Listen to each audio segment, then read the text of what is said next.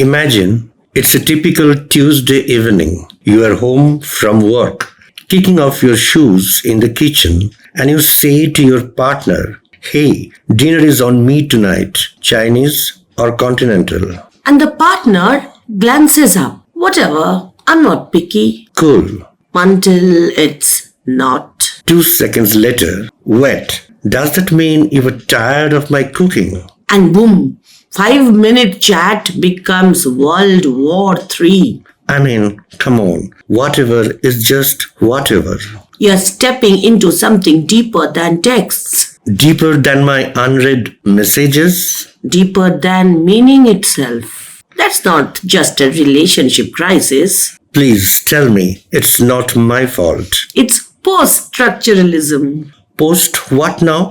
Sounds like a rejected transformer. It's the wild, mind-bending philosophy that says nothing is as solid as it seems, not even whatever.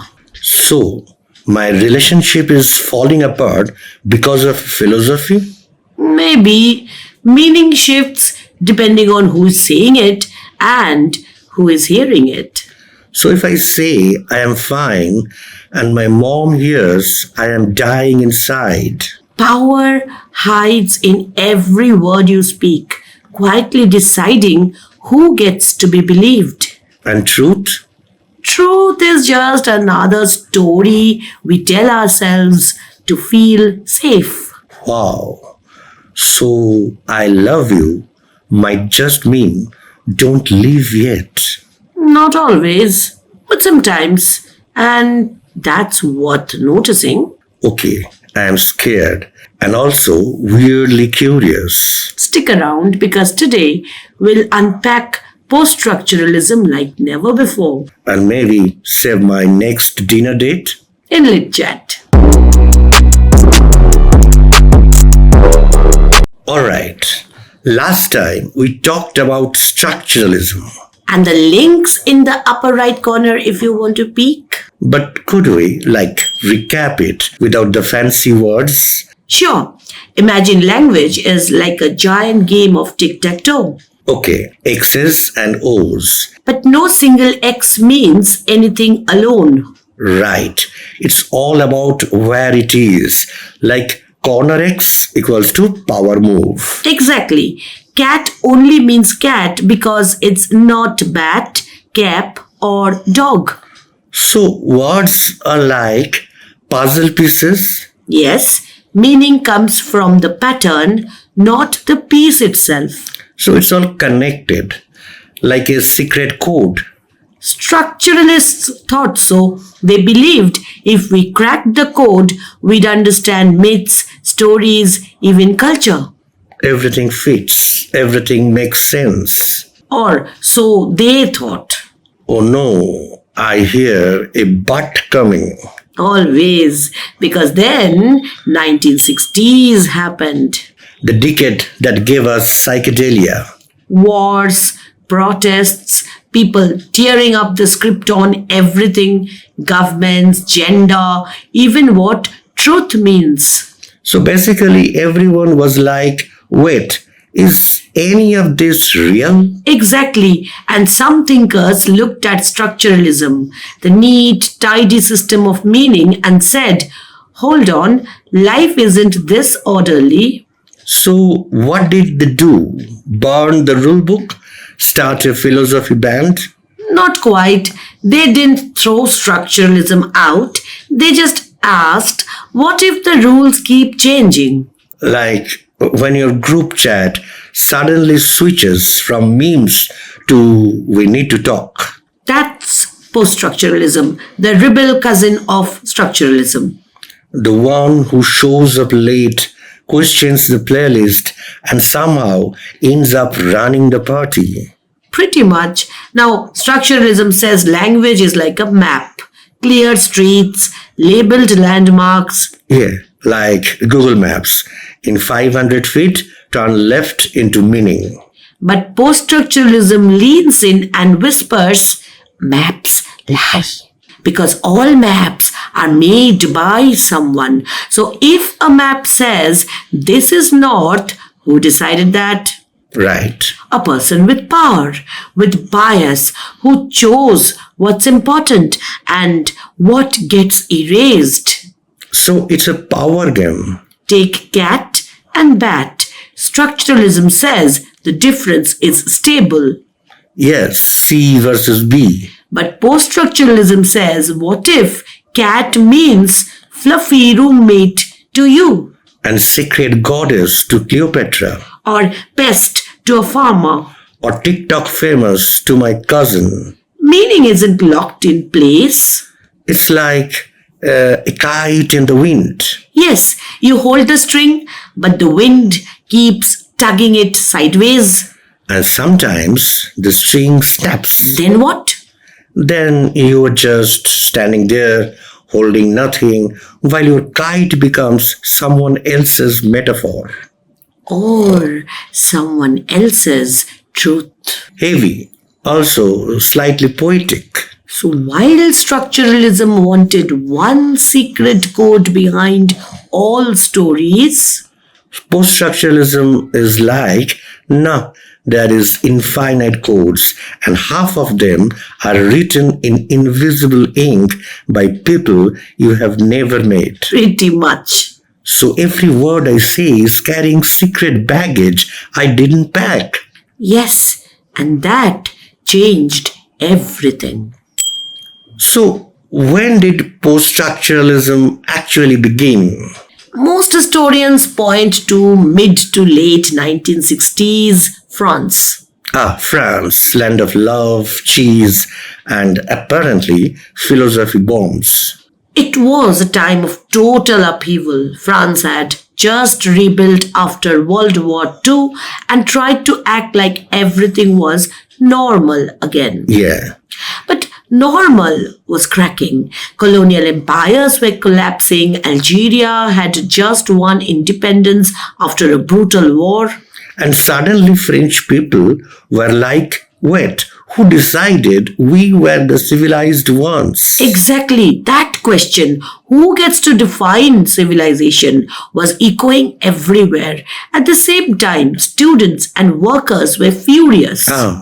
In May 1968, millions shut down Paris. Students occupied universities, factory workers went on strike. So, like a city-wide group project. For weeks, the whole country nearly stopped. No school, no work, just people yelling about freedom in cafes. They were tired of rigid systems, not just in government, but in schools, families. And even in thought itself. Wait, you can have rules for thinking? Absolutely, like only certain people get to be smart, or this is the only way to be sane. So it's like mental traffic laws? And right in the middle of all this, a group of radical thinkers. Nerds with a cause, my kind of rebels. Many had grown up during the war. They had seen propaganda, censorship. And how words like enemy or traitor could get people killed. Exactly. One of them was Jacques Derrida. In 1966, he gave a now famous lecture in Baltimore called Structure, Sign and Play. Baltimore? I thought all philosophy happened in dark Paris cafes and sad accordion music. He basically stood up and said, hey, the center of the system, it's not fixed. It never was. Like when you realize the center of your group chat is just whoever yelling loudest that day. That talk is often seen as the birth of post-structuralism. So one guy drops truth bomb and suddenly everyone is like, wait, nothing is solid? Because he challenged structuralism, the idea that human culture follows neat scientific patterns. Thanks to some guy named Levi-Strauss, sounds like a jeans brand. Anthropologist. He believed deep down all myths and stories followed the same hidden code. Like a universal IKEA manual for the human soul. But post-structuralists said, patterns? Or just the patterns powerful people want us to see? So every manual is just biased instructions. Think about it. Who decides What's normal? What's sane? What's true? Usually the person holding the textbook or the microphone or the nuclear codes. Around the same time, Michel Foucault was showing how prisons, schools, and hospitals didn't just help people.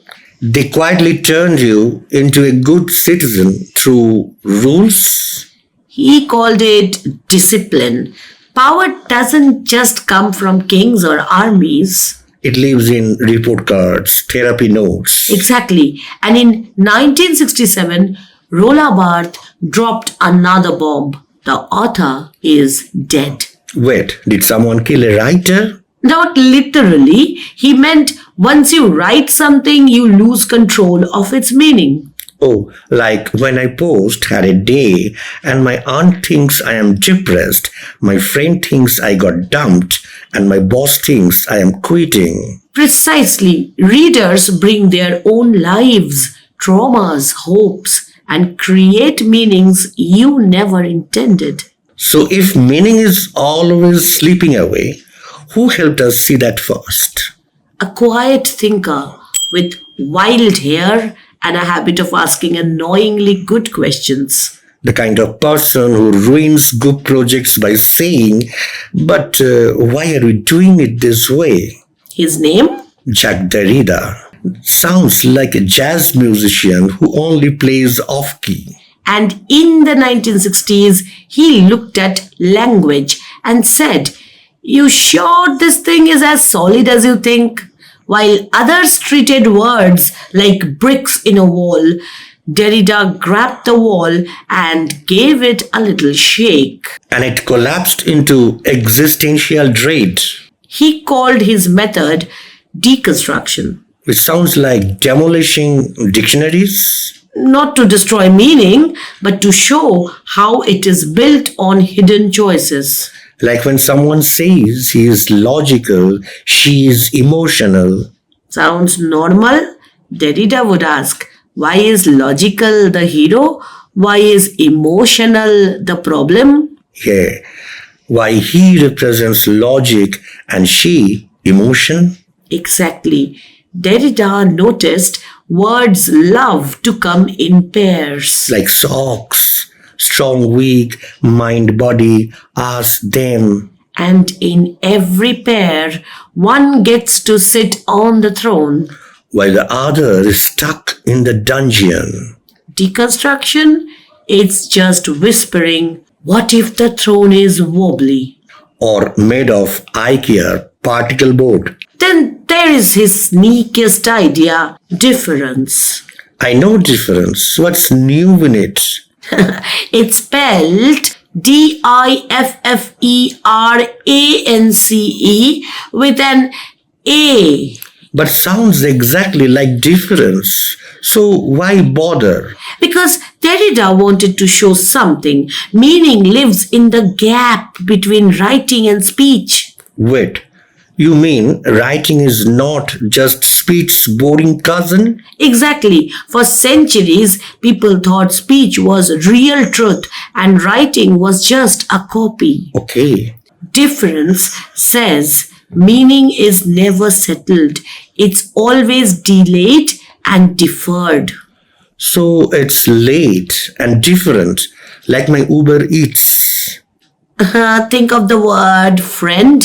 My best friend? Or your 500 Instagram followers. Or that one person from summer camp who I haven't spoken to since 2012? You can't pin it down because friend only makes sense by not being enemy or stranger. So friend is just whatever is left over?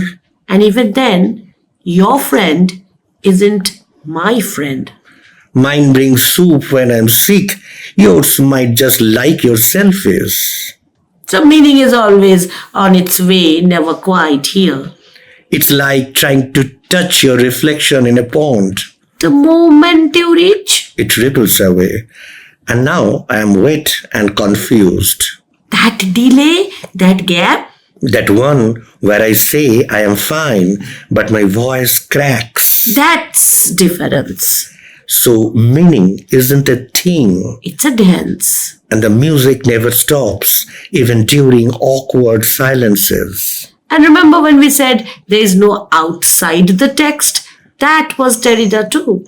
Wait, I thought that meant we are trapped in libraries forever. No, he meant we understand everything through signs. Like words, emojis, your voice going quiet. Or even a long pause before you say whatever. Like when I say I am fine, but sound like a deflating balloon. They don't just hear fine. They hear every rom-com breakup, every family dinner where someone said I am fine before crying into the mashed potatoes. So there's no pure feeling untouched by language. Even my thoughts use words I stole from Taylor Swift lyrics and my third grade teacher. That's why Derrida said we are always inside a language. Like fish in water, we don't see it. But we can't live without it. And if we do, we are just gasping on the shore looking tragic. Words don't come empty. They come with baggage. History, feelings. So next time I say whatever, remember, it's never just a word. it's a ripple that might become a wave. So Derrida showed us that words are slippery. Yeah, like trying to hold a bar of soap in the shower of meaning. But then another thinker came along and asked something even trickier. Who gets to decide what's normal and what's not? Oh no, I thought normal was just whatever Netflix recommends. His name was Michel Foucault. French guy, glasses, probably hated small talk. He studied the rules, the ones you follow without even thinking. Like why I suddenly sit up straight when my boss walks by. Or why you lower your voice in a hospital hallway. Yeah, no one yells shh, but I whisper like I am in a library or a spy movie. No one shouted at you to do it. But you just did, like a well-trained human. Foucault said, that's power, not the kind with soldiers or chains. So it's not like the Hunger Games, more like the office. Exactly. It lives in habits, expectations, even good manners. Aha. He noticed something wild. Power doesn't always force you to obey. It just makes you want to. Like when you clean your room, just in case someone looks, even if no one asked. Or when I rehearse the casual hey before calling my mom so she doesn't think I'm in trouble. That's because over time we learn what good looks like. And then we become our own strict hall monitor. Foucault called this discipline. Not like detention, more like parenting. Not punishment, but the quiet training that shapes how you move, speak, or even think. So I should be more productive voice. That's not mean. That's like 12 years of school and LinkedIn. And here's the twist. This power hides inside knowledge. Wait, you mean experts aren't just neutral truth tellers? Think about who we call experts. A long time ago, if you were sad all the time, A priest might say you had a sinful heart. later a doctor, you have a chemical imbalance. Today, an app says you are low on serotonin. So the label changes, but someone is always deciding what is wrong with me. And whoever gets to label you, Gets to shape your whole life, like I am hyper or just wildly curious, or told you're crazy just for feeling deeply. or too sensitive for noticing that everyone is lying. Foucault showed how this power spreads without anyone shouting. It's like Wi-Fi, invisible everywhere. He used a strange old idea, the panopticon. What's that? Picture a round building like a donut, in the middle a watchtower, around the edges little rooms. Like a prison? The guard in the tower can see into every room. But the people inside? Can't see the guard. So they never know if they are being watched. So they just behave all the time just in case. Foucault said modern life is like that. Oh, so I don't post that weird selfie because someone might judge me. You laugh at a joke you hate because everyone else is laughing. You don't need a jailer. Just the feeling that eyes are on you. Algorithms. But here is the hopeful part. Once you see these invisible rules, You can start to question them. like, do I sit quietly because I want to, or because school taught me quiet equals to good, Do you call yourself lazy because it's true? or because hustle culture told me rest is moral failure? Foucault believed freedom begins when you notice the strings And maybe gently loosen a few, or tie them into something new. like a friendship bracelet of rebellion. So Foucault showed us how power quietly shapes what we are allowed to be. But then someone asked, okay, but who gets to say what story really means? Is it the person who wrote it? Obviously. Or is it the person reading it, living it, feeling it in their own messy, beautiful life? Wait, so if I post heartbroken emoji and my friend thinks I got dumped, but I just missed my father? Who is right? Me, I was the author. Enter Roland Barthes, a French writer with a radical idea. The date of the author? Yes, in 1967, he dropped the little bomb, the death of the author. He didn't mean writers should vanish. He meant once you write something, you lose control of it. Like, I write a poem about my dog. You meant it to be simple, just you and your pup in the park. Yeah, no hidden trauma, just dog. But your friend reads it and starts crying. Their dog just passed away. Oh, Your teacher reads it and says it's about loyalty in a broken world. wait, no. And a stranger on the internet says it's secretly about climate grief. Barthes said that's okay. But I didn't mean any of that. In fact, that's how language works. So, the moment my words leave my hands, They belong to everyone who reads them. so my intention is just one voice? One voice in a whole chorus. And sometimes it's not even the loudest one. So, if I write, I am tired, and my mom hears I need a hug, and my boss hears I am slacking off, All of those meanings are real. even the wrong ones? There are no wrong meanings, only different lives meeting your words. So, meaning isn't locked in my head like a secret code. It's born in the space between the text and the reader. Like a spark. Exactly. So, Barthes didn't kill the author to erase them, He did it to free the reader. to say your voice matters too. Your tears over a dog poem. Your 3 a.m. theory that Frozen is about capitalism. Your weird interpretation that your horoscope was totally about your ex. That's not wrong. That's meaning being made alive. So next time someone says that's not what the author meant, Barthes would smile. and say, Exactly. wow, so I don't have to be scared. I am reading it wrong. You are reading it yours, and that's enough. So Barthes said, once your words leave your mouth, they belong to everyone else. Like sending a message in a bottle and it becomes someone else's lifeline. But then a thinker named Jacques Lacan asked, okay, but what about you? Who is the you doing the talking?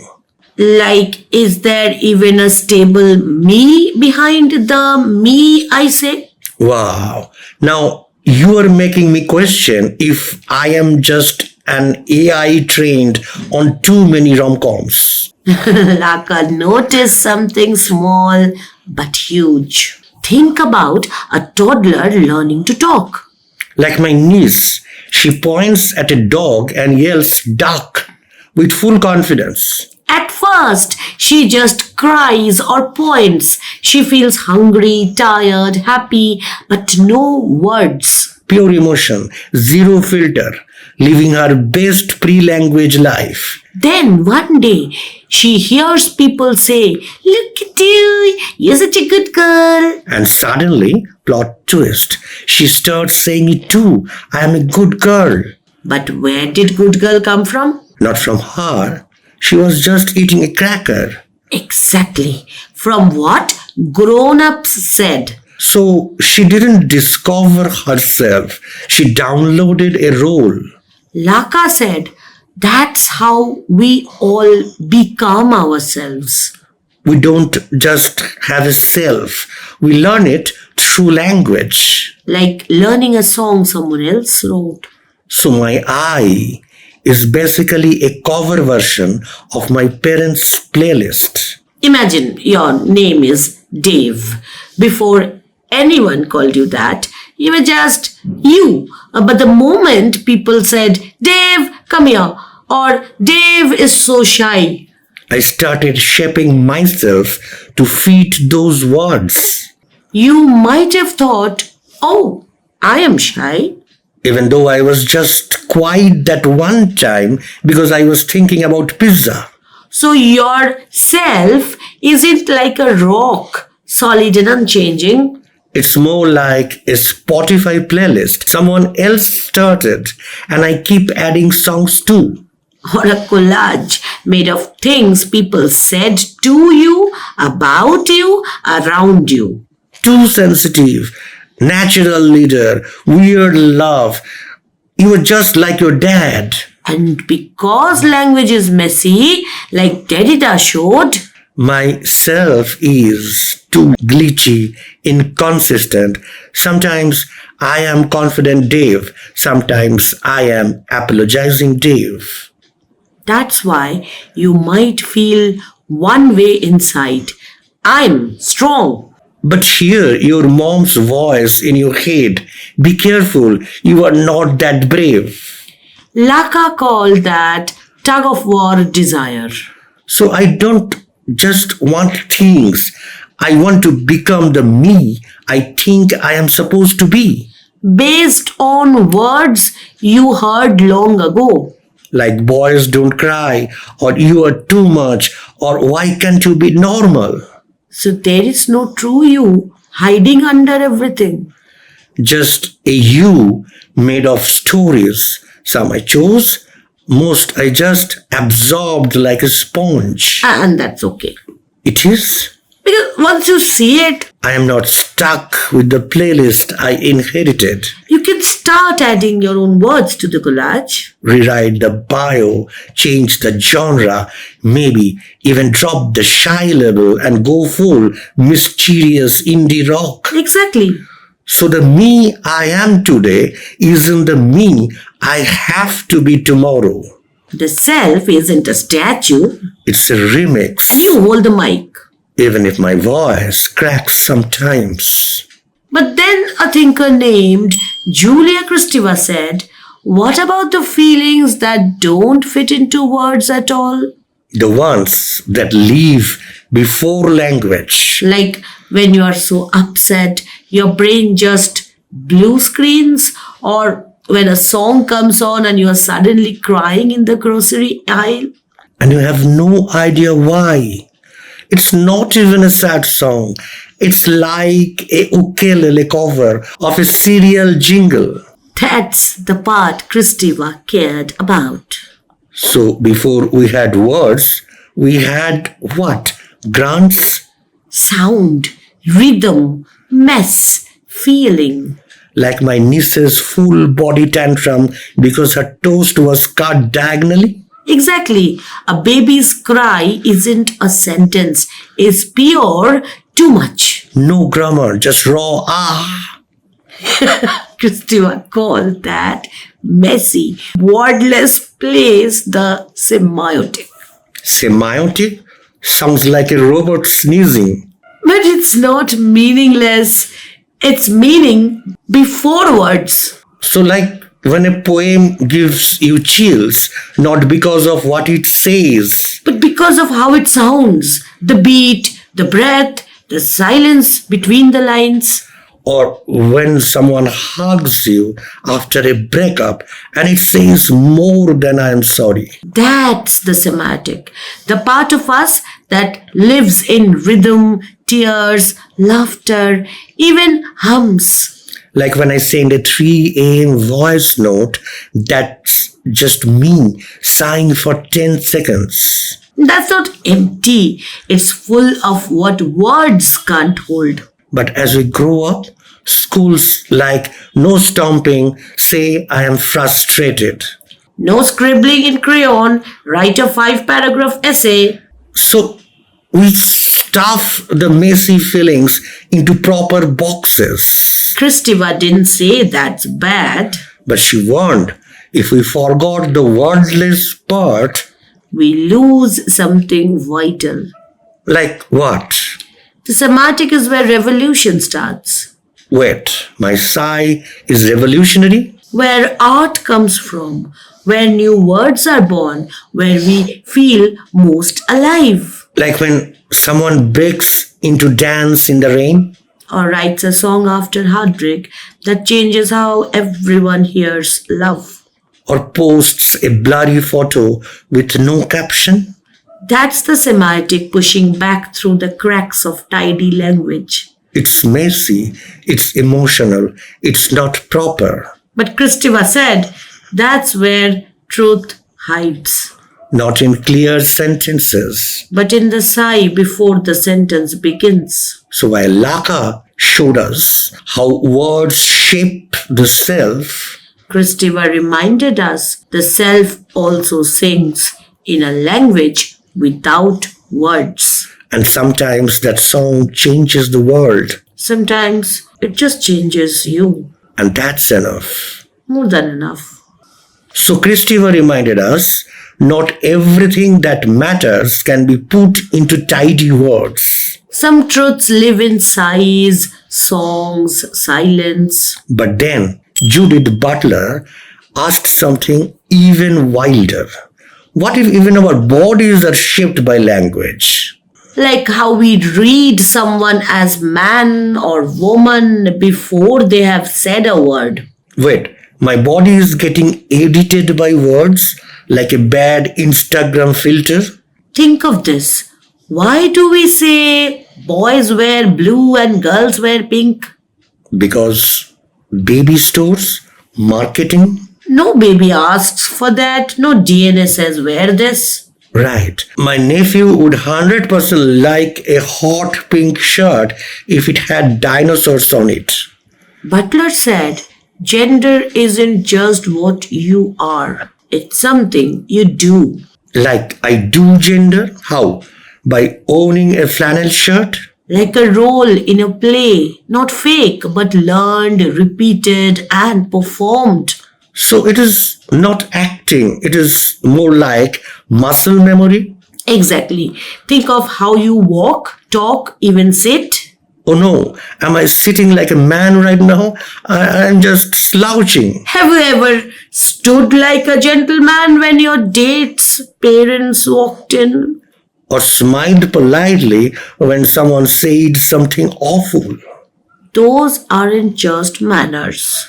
They are tiny acts, repeated so often they start to feel like truth. Butler called this gender performativity. Not like theater, Not performance like acting, more like saying I do in a wedding makes you married. the words do something. And so do the gestures, clothes, and roles we repeat every day. So my hoodie isn't just comfy, it's part of the script. Until you decide it is not. Wait, here is the hopeful part. If gender is something we do, Then it's not locked in stone. You can redo it, remix it, resist it. So a boy who loves dresses isn't breaking rules. He is showing there are more ways to be. And a person who says they or them isn't confusing things. They are expanding the story so more people can breathe inside it. Butler didn't say bodies don't matter. She said the meaning we give bodies comes from culture, not nature alone. So my boy isn't biology. It's a story I have been handed. And you get to edit it, rewrite it, even drop the label and just be. And because language changes, So can who we are allowed to be. so while Foucault showed how power shapes us, Butler showed how we can twist, bend, and rewrite the script with every choice we make. even small ones like wearing nail polish or not shaving or just standing differently. Or saying, this role doesn't fit, I'll design my own. So gender isn't a cage, It's a costume. You get to choose. and maybe redesign every day. Exactly. So we have met Derrida, Foucault, Barthes, Lacan, Kristeva, Butler. A whole squad of thinkers who showed us words aren't neutral, power hides in plain sight, and even I is a story. Right. Turns out post-structuralism isn't just for books. It is for every text, talk, and TikTok. Even your group chat drama. Alright, hit me. How do I live this? Start small. Next time someone says something that stings, Like my roommate snaps, you never clean up. instead of yelling back, Which I definitely do. pause and ask, what unspoken story is behind that? Like maybe they grew up in a house where mess equals to chaos. Or maybe they are stressed about work and it's the only thing they can control. So the words are just the tip. The heart is deeper. That's applying Barthes. Meaning isn't just what they meant. It's what their whole life brought to those words. Exactly. Okay, but what about group stuff, like at work? Notice the unwritten rules. Like how Mark talks over everyone but gets called passionate. And when Lena does it, she is bossy. Oh, that's Foucault in action. Power shaping who gets hard. And once you see it, you can gently shift it. Like say, I would love to hear what Lena was saying. Or ask, whose voice is missing here? And actually invite it in. Yes. And when I text, do I need to write essays now? Just remember, Derrida, your words will be read through someone else's heart. So instead of you are so selfish, Try, I feel hurt. leave room for their story too. You are not erasing your pain. You are making space for connection. And my identity, my gender, my beliefs, my whole me, Hold it lightly, like Butler taught us. not as a cage. But as a costume, you can adjust. So it fits my truth today, not just what I was told as a kid. Maybe today you are they, tomorrow you are he, next week you are just you. No label needed. And when I am overwhelmed, too much feeling, no words, That's Kristeva whispering. It's okay. Not everything needs a label.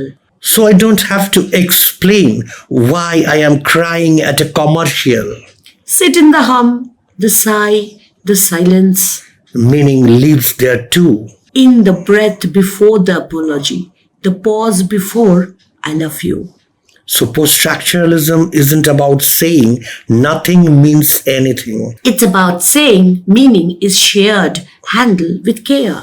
because every whatever Might be someone's quiet cry for connection. and every word I send, Might be the first brick in someone else's new world. or at least the reason they don't delete the app today. That's enough. So post-structuralism helps us listen deeper, question gently, And see the hidden strings in language. like realizing my casual text is actually a tiny emotional landmine. But not everyone's on board. Yes, I have heard people say, if nothing has fixed meaning, how do we agree on anything? Like if justice means something different to everyone. How do we build fair laws or stand together to stop, say, a pipeline on sacred land? Others worry it makes truth feel slippery just when we need it most. Like with climate change, my uncle says that's just your truth. Critics say it can be misused to say nothing is real, so nothing matters. Which sound dangerously close to my ex's breakup text. It's all just perspective. That's not what Derrida or Butler meant. They were not saying anything goes. They were saying be careful. Words carry power. Ask whose truth gets called real and whose gets ignored. So it's not all perspectives are equal. It's some perspectives get megaphones and others get muted. Exactly. But still, there is another worry I have. Go on. If I is just a collage of borrowed words, Where is the me that hurts, that hopes, that stays up late worrying about their dog? like, is there any solid ground to stand on? Kristeva and Lacan tried to answer that. The wordless hum beneath language. The sigh, the cry, the part of me that just feels before words rush in. But some say it's not enough.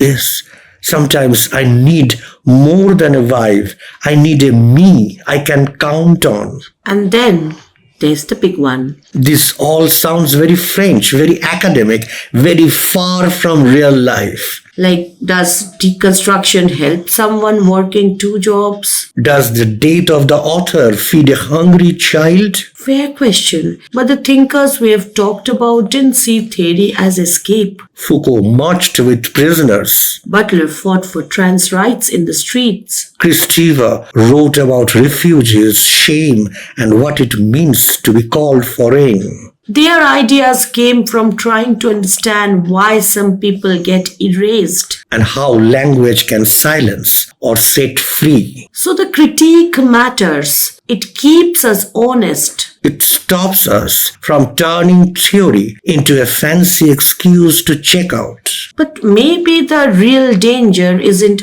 asking, what does this mean? Maybe it's stopping the question too soon. Assuming the first meaning is the only one. Like hearing whatever and thinking they don't care instead of wondering, are they exhausted, scared, just out of words? Post-structuralism doesn't give easy answers. But it gives us better questions. And sometimes, That's how change begins. not with certainty, but with curiosity. So, what do we actually take from all this? Not confusion, and definitely not nothing means anything. Good, because I was about to burn my dictionary. Instead, take a few quiet tools. For a world where words can wound or heal. First, listen like a reader. Not like I'm waiting for my turn to talk.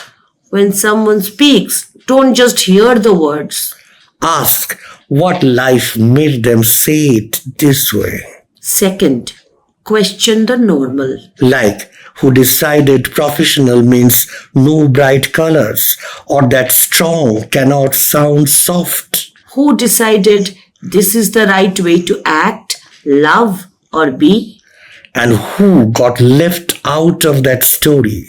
Third, your voice matters, even if you didn't write the script. Even if I am just riffing on someone else's melody. Like Barthes said, meaning is made when you meet the text. My pain, my joy, my 3 a.m. overthinking. That's not wrong. It's alive. Fourth, be kind with language. Because whatever might be armor, Fine might be a cry. and I am okay might be the bravest thing someone has said all week. And finally, you're not stuck. My gender, my story, myself. Isn't a prison, it's a practice. Something I can reshape with care. Post-structuralism doesn't give us answers. It gives us space To doubt, to imagine, to say, what if it's different? and maybe that's how we find each other. Not in perfect understanding, but in the messy, generous act of trying. One question, what do you mean by messy? What? I think that was a very neat through pass. You mean Lionel Messi? This has been LitChat.